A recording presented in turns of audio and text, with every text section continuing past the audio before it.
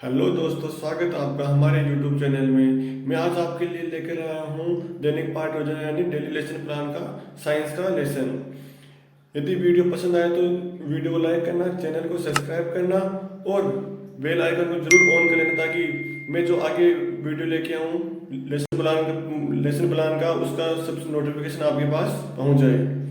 तो live video start करते हैं। फर्स्ट सबसे पहले लिखते हैं हम इसमें विद्यालय का नाम, फिर कक्षा, फिर दिनांक, विषय, कालांश, प्रकरण, समयावधि। समयावधि हम इसमें 30 से 35 मिनट रख सकते हैं। सामान्य विज्ञान हो गया, प्रकरण हमारा विज्ञान की अर्थ शाखा एवं विधि हो गई। ठीक है, फिर नेक्स्ट बात करते हैं हम। तो नेक्स्ट बनाएंगे एक बॉक्स जिसमें पहले में लिखेंगे हम शिक्षण उद्देश्य। ठीक है, और एक में लिखेंगे हम अपेक्षाकृत व्यवहार परिवर्तन। ठीक है, शिक्षण उद्देश्य में लिखेंगे हम ज्ञानात्मक।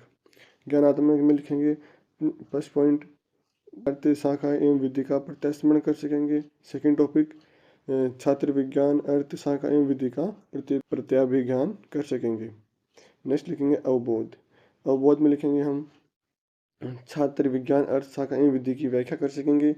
छात्र विज्ञान अर्थ शाखाएं एवं विधि में अंतर स्पष्ट कर सकेंगे। उपयोग, ज्ञानोपयोग में हम लिखेंगे छात्र विज्ञान अर्थशास्त्र तथा विधि का प्रयोग उच्च अध्ययन में कर सकेंगे।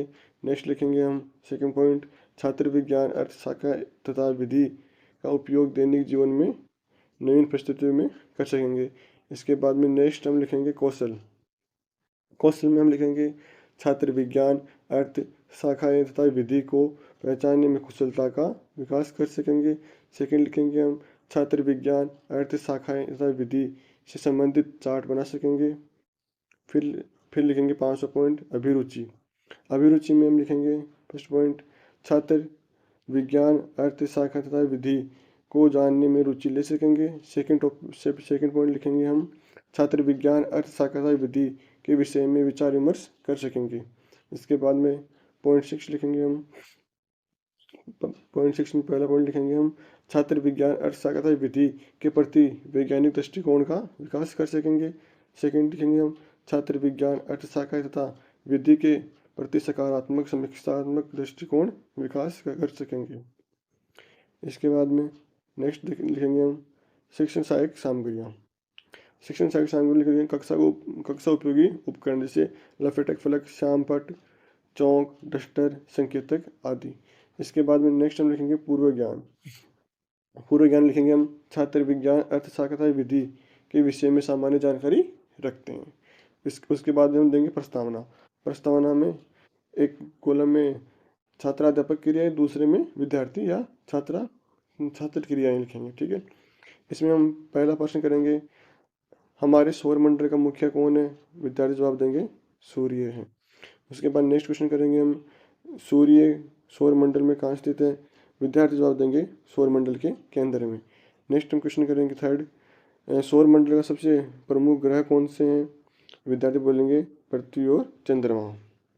इसके बाद में हम नेक्स्ट बात करते हैं कि 5वां पॉइंट भूगर्भीय खगोल किस क्रमबद्ध अध्ययन को क्या कहते हैं, विज्ञान। और इससे पहले चौथा क्वेश्चन देखेंगे हम पृथ्वी चंद्रमा आदि ग्रहों के अध्ययन किस क्षेत्र में किया जाता है। विद्यार्थी जवाब देंगे भूगर्भीय खगोल में किया जाता है। उसके बाद नेक्स्ट छठा क्वेश्चन देखेंगे हम विद्यार्थी का अर्थ शाखा तथा विधि के बारे में क्या जानते हैं। संभावित प्रश्न हो गया, समस्यात्मक प्रश्न भी लिख सकते हैं, संभावित लिख सकते हैं। ठीक है, इसके बाद नेक्स्ट बात करें हम तो नेक्स्ट देखेंगे उद्देश्य कथन। इसमें हम लिखेंगे विद्यार्थी आज हम विज्ञान की अर्थ शाखा विधि के इसका विस्तार पूर्वक अध्ययन करेंगे। टॉपिक होगा वो है प्रस्तुतिकरण। प्रस्तुतिकरण में हम 5 कॉलम बनाएंगे। पहले में लिखेंगे शिक्षण बिंदु, दूसरे में छात्राध्यापक क्रियाएं, तीसरे में विद्यार्थी क्रियाएं, चौथे में विधि या परिविधि, 5वें में श्यामपट्ट सार। ठीक है, अब हमारा पहला शिक्षण बिंदु है विज्ञान का अर्थ। इसमें पहले हम करेंगे विकासात्मक प्रश्न। विकासात्मक प्रश्न लिखेंगे हम बादल बनने से क्या होता है। विद्यार्थी देंगे जवाब देंगे वर्षा होती है। नेक्स्ट क्वेश्चन करेंगे हम वर्षा होने पर क्या होता है। विद्यार्थी बोलेंगे मौसम परिवर्तन होता है। नंबर 3 करेंगे हम मौसम परिवर्तन का अध्ययन किस क्षेत्र में किया जाता है। विद्यार्थी जवाब देंगे विज्ञान के क्षेत्र में। नेक्स्ट क्वेश्चन करेंगे हम कि विज्ञान के बारे में आप क्या जानते हैं, संभावित प्रश्न हो गया ये। इसके बाद में हम नेक्स्ट देखेंगे छात्राध्यापक कथन। इस और ये जो विधि हो गई ना विकासात्मक प्रश्न वाली, ये होगी प्रश्नोत्तर विधि। इसके बाद देखेंगे हम नेक्स्ट छात्राध्यापक कथन। छात्राध्यापक कथन में देखेंगे हम ऋग्वेद में विज्ञान शब्द का उल्लेख है। विज्ञान शब्द संस्कृत के विज्ञानम वी प्लस ज्ञा प्लस ल्यूट शब्द से बना है, जिसका अर्थ है कि विशेष ज्ञान। जैसे वर्षा, बादल बनने से वर्षा होने तक की क्रिया का क्या वह कैसे के रूप में अध्ययन करना विशेष ज्ञान अर्थात विज्ञान है।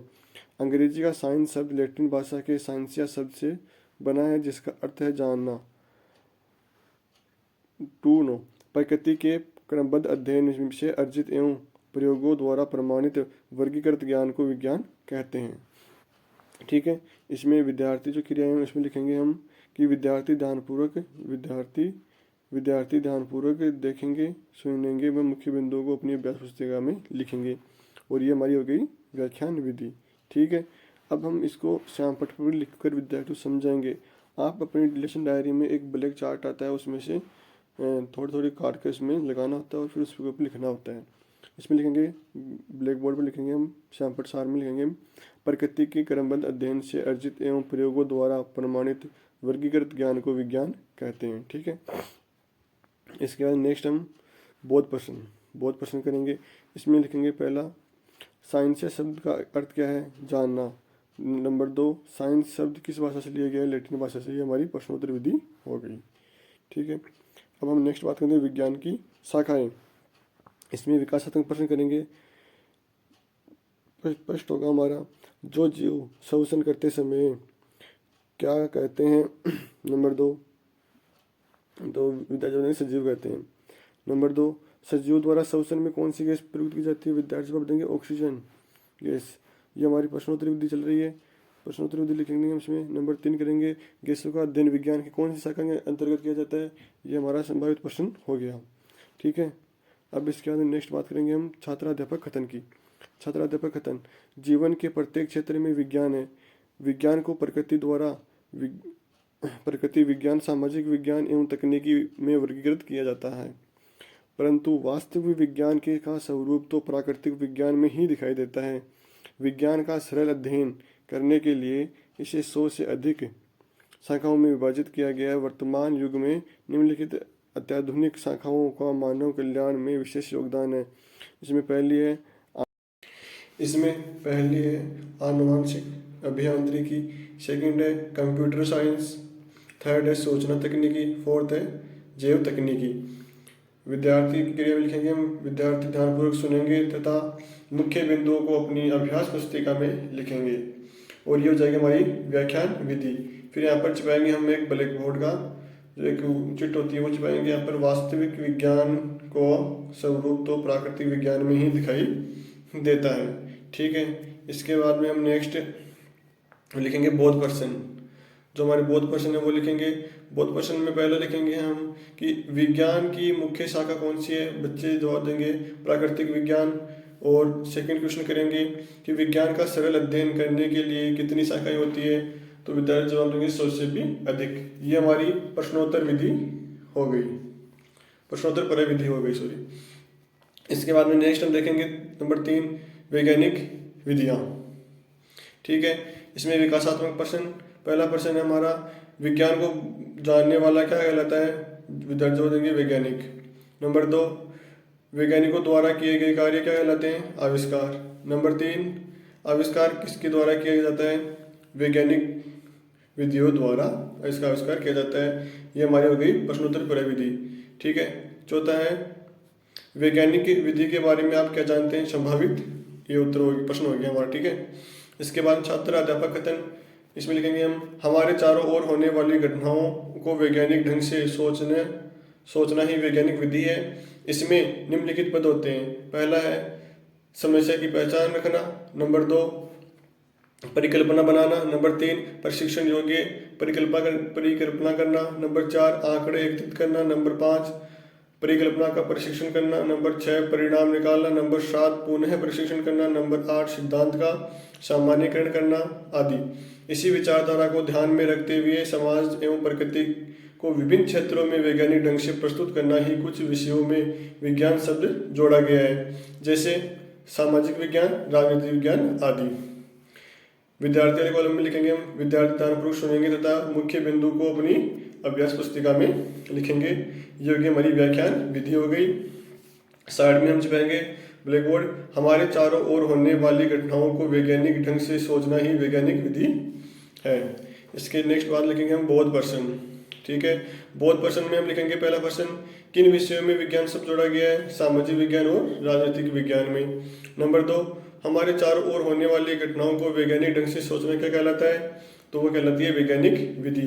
ये हमारी प्रश्नोत्तर परिविधि होगी। ठीक है, अब इसके बाद में हम लिखते हैं ये हमारा जो प्रस्तुतिकरण वो पूरा हो गया है। अब इसके बाद हम देते हैं मूल्यांकन प्रश्न। मूल्यांकन प्रश्न देते हैं हम, तो मूल्यांकन प्रश्न में हम लिखेंगे पहला प्रश्न, साइंसिया शब्द का अर्थ है। ये 4 ऑप्शन दे देंगे। ठीक है, इसके बाद में ब्रैकेट बना देंगे। नंबर 2, ऋग्वेद में किसका खालिस्तान उल्लेख है? ये हमने 2 ऑप्शन दे दिए और ये खालिस्तान दे दिए, इसके अंदर ये ऑप्शन बढ़ने हैं। नंबर 3, विज्ञान शब्द संस्कृत के विज्ञानम शब्द से बना है, सत्य या असत्य वाला हो गया। नंबर 4, विज्ञान का क्या आशय है? और नंबर 5, वैज्ञानिक विधि क्या है? इसके अंदर आपको जैसा इसमें लिख रखा है ना वैसे लिखना है, इसमें खालिस्तान को बढ़ना नहीं है आपको, बस ऐसे ही करना है, क्योंकि हम विद्यार्थी को टेस्ट में जो क्वेश्चन देते हैं एक प्रकार से उसी प्रकार से हमें यहाँ लिखना होता है। इसके बाद हमारी जो नेक्स्ट है वो है हमारा गृह कार्य। गृह कार्य में हम विद्यार्थियों जो गृह कार्य के लिए क्वेश्चन देंगे वो लिखेंगे। पहला क्वेश्चन लिखेंगे हम विज्ञान की मुख्य शाखाओं के नाम लिखिए, और सेकंड क्वेश्चन हम लिखेंगे वैज्ञानिक विधि के प्रमुख पदों को लिखिए। ठीक है, और ये नेक्स्ट लिखेंगे हम पर्यवेक्षक टिप्पणी। ये आप लिखो तो लिखो, नहीं कोई ज़रूरी नहीं है।